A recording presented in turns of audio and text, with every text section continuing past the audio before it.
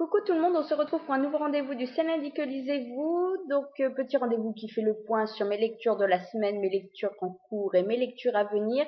Alors par contre, j'en fais un cette semaine, je ne sais pas du tout quand sera le prochain, je pense pas que ce soit lundi prochain. Ça sera peut-être en courant de semaine, ça sera peut-être que le lundi d'après, je sais pas du tout en fait comment je vais faire pendant les vacances de monsieur, parce que voilà, quand il est là en général, il me pique le PC pour jouer à son jeu de foot, donc j'ai pas forcément toujours la possibilité de faire la vidéo quand je veux. En plus, on va partir, je sais pas trop encore quand, ou de telle date à telle date. Donc voilà, ça va être un petit peu, voilà, pour les 3 semaines à venir, je vais me débrouiller pour faire au moins un petit bilan au milieu, histoire que ça fasse pas juste un truc énorme que je ferai dans 3 semaines à mois, mais je sais pas du tout quand ça va tomber, donc ça va être très aléatoire. Voilà. Donc sinon, à part ça, mes lectures. La semaine dernière, je vous laissais. J'avais pas encore repris, mais je comptais reprendre dès la vidéo tournée. C'est d'ailleurs ce que j'ai fait. Donc le tome 2 de l'épreuve, La Terre brûlée de James Dashner chez Pocket Jeunesse, et c'est une sortie du 14 août prochain. Je vous avais dit que voilà, au bout de 50 pages, c'est vrai que j'avais énormément aimé ce début puisque je retrouvais totalement le style de l'auteur, la situation qui très vite devient super addictive. Voilà, on est très vite pris dedans. Maintenant, c'est vrai que j'avais quand même quelques appréhensions un petit peu avant de commencer ce tome 2 parce que le tome 1 m'avait vachement plu et avait une ambiance quand même vachement. Je suis désolée pour le reflet dans les lunettes, je le vois, ça m'agace, mais je peux pas faire autrement, sinon après la vidéo, la qualité est archi pourrie, donc essayez de pas trop bouger, remarque. Ouais, non, c'est pas top. Bref, on s'en fout, on parlait du livre. Donc ce que j'avais vachement aimé dans le tome 1, le côté justement coincé dans ce labyrinthe, bah, c'était vachement oppressant. Voilà, il tournait, il tombait dans des pièges, il cherchait une solution, mais c'était quand même un univers vachement clos. Il y avait pas, c'était oppressant aussi à cause de ça. Et j'avais peur que justement en changeant d'environnement, et d'autant plus que là c'est un petit peu justement tout l'opposé du labyrinthe. Il y a de vastes espaces qu'on retrouve pas justement ce climat si particulier. Et en fait, c'est différent, mais j'ai retrouvé justement exactement la même chose. Voilà, j'ai même plus flippé à celui-ci qu'à l'autre, parce que moi j'aurais été une vraie lavette, le labyrinthe, je serais restée en planque et j'aurais envoyé les autres chercher la solution. Et ben là c'est différent, voilà, parce que l'univers qui les entoure est tellement vaste, ils ont tellement d'espace que tout peut leur tomber dessus à n'importe quel moment, dans n'importe quelle circonstance, ça peut être n'importe quoi.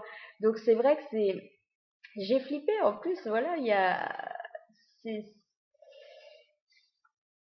les, comment ne pas spoiler, c'est quand même toujours un petit peu le même problème, mais voilà, les dangers sur lesquels ils peuvent tomber, c'est vrai que moi ça m'a donné froid dans le dos.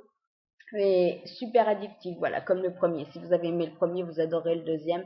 Ça se dévore, les chapitres sont toujours aussi agréables à lire parce qu'ils sont toujours courts, donc c'est vrai que ça donne une vraie dynamique à l'histoire, voilà, plutôt que nous sortir comme ma lecture de la semaine dernière, des chapitres de 80 pages, ben là ça en fait 4, 5, 6, des fois 10, mais voilà, on a toujours un rythme finalement grâce à ces petits chapitres, et on finit toujours en général sur un événement marquant, donc c'est vrai que ça, on a beaucoup de peine à le lâcher une fois qu'on le commence, qu'on a commencé à entrer dans l'histoire. Voilà, il y a beaucoup de choses qui changent. Je pensais qu'il y avait des choses établies avec le tome 1.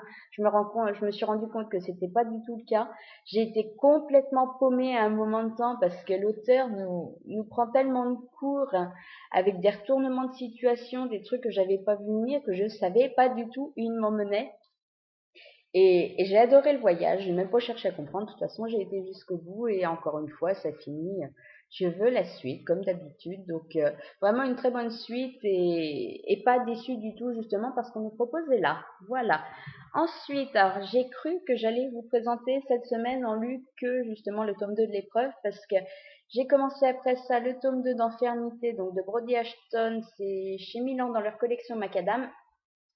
Et hier, sur les coups de midi, voilà, j'étais à peine une centaine de pages, pas parce que c'était pas bien, mais parce que le week-end, le vendredi, ça a été hyper chargé et j'ai pas du tout trouvé le temps de lire.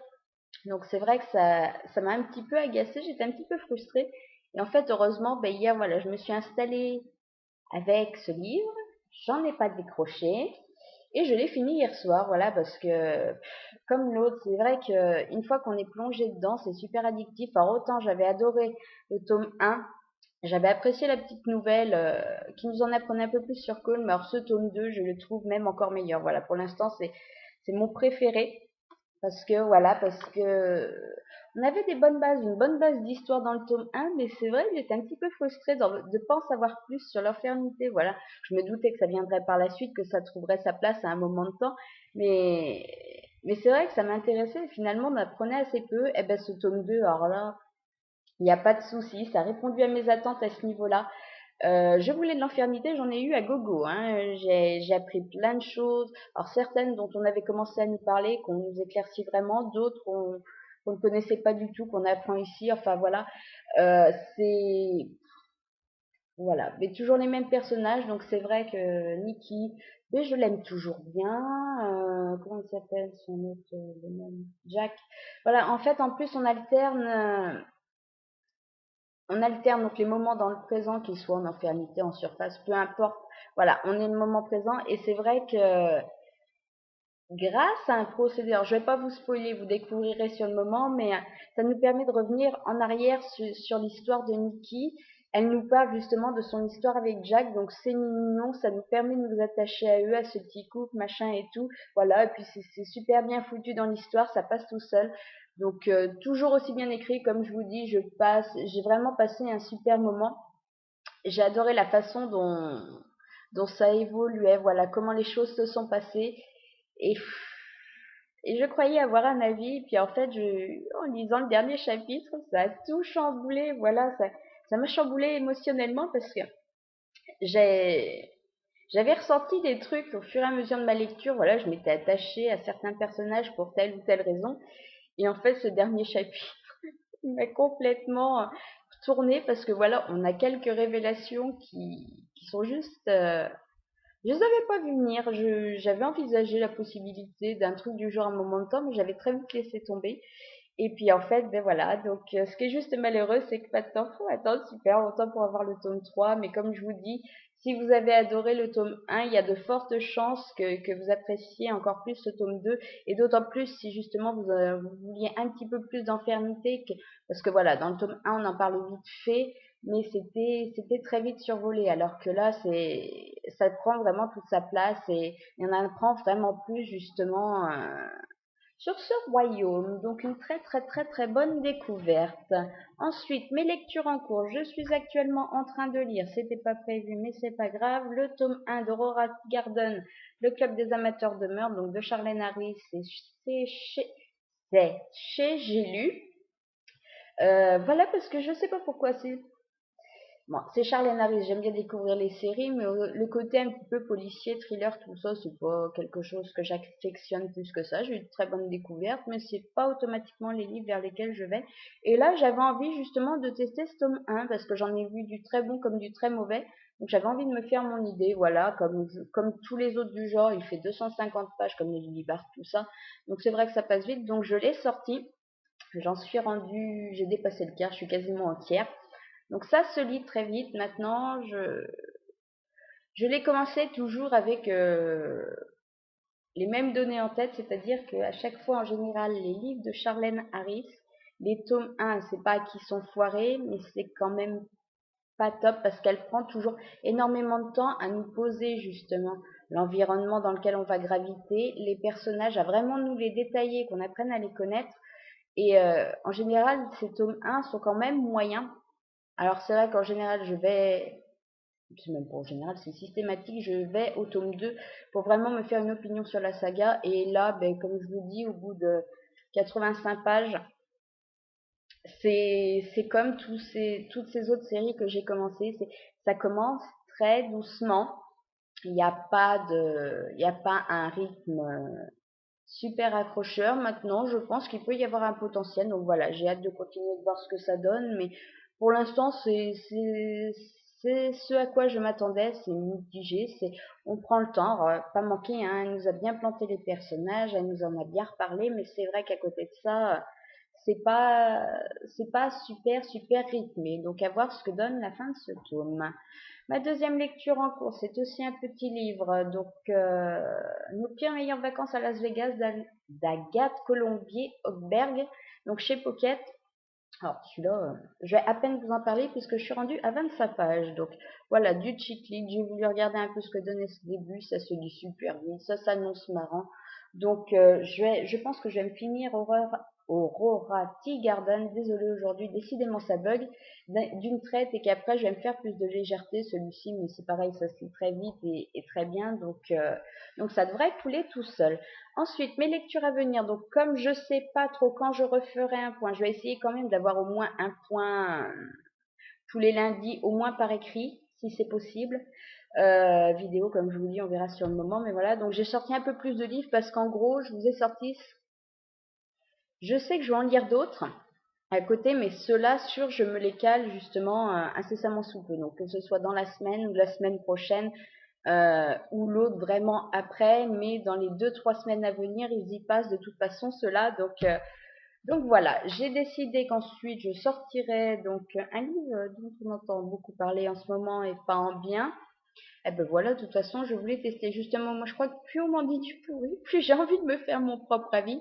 Et je veux voir si vraiment c'est aussi mauvais que ça, si c'est aussi peu travaillé ou si au contraire je suis complètement tordue et finalement j'accroche. Donc je me lirai le tome 1 de Jamais 203 d'Ève Langlais. Donc alors celui-là c'est Naomi, Ethan et Rabière. Oh là là, ça promet rien que les noms. Comme je vous le dis, enfin je pense qu'on est tous pareils. On a vu un petit peu le ressenti de ceux qui l'ont lu avant qu'il sorte et ça promet d'être bien particulier, mais en même temps, je me dis si c'est vraiment mauvais, moi j'ai même besoin de faire une critique qui démonte un livre. Ça fait super longtemps que j'y suis pas allée, donc c'est vrai que de temps en temps, j'aime bien quand c'est mauvais, et puis en général, je tourne ça un peu plus. Quand c'est trop mauvais, ça tourne même à la rigolade, tellement c'est... Voilà, donc pourquoi pas. Puis au moins, je me serais fait mon avis sur ce début de série, après de là à continuer, je ne sais pas. Ce qui est sûr, c'est que je sortirai aussi donc le tome 1 de Shadow Hills d'Anastasia Opkus, donc ça sera chez Pocket Jeunesse, aussi le 14 août. Il y a beaucoup de grosses sorties intéressantes chez eux, donc mi-août.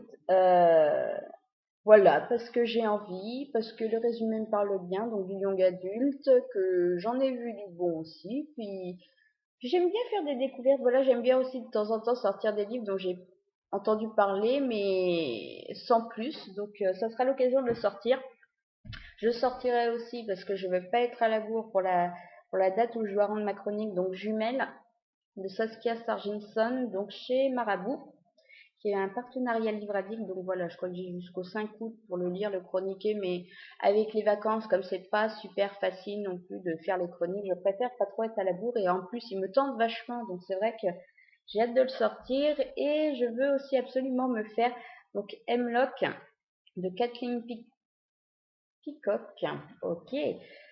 Chez les Martinières Jeunesse, donc que j'ai gagné chez Nessa. D'ailleurs, je la remercie, je suis super contente parce que voilà, je voulais vraiment le tenter et il me fait grave de l'œil, donc je sais que je le sortirai aussi pendant les vacances.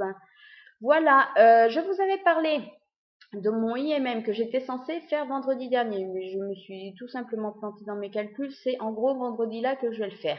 Donc, et puis finalement, heureusement, parce que vu que j'ai rajouté quasiment 10 livres samedi, il y avait quasiment de quoi en faire un une semaine après, donc ça valait pas le coup.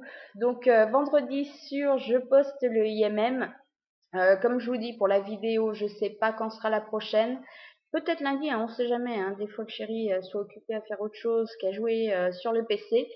Sinon, ben, je vous dis à plus tard. De toute façon, le rendez-vous devrait se faire au moins par écrit tous les lundis sur le blog.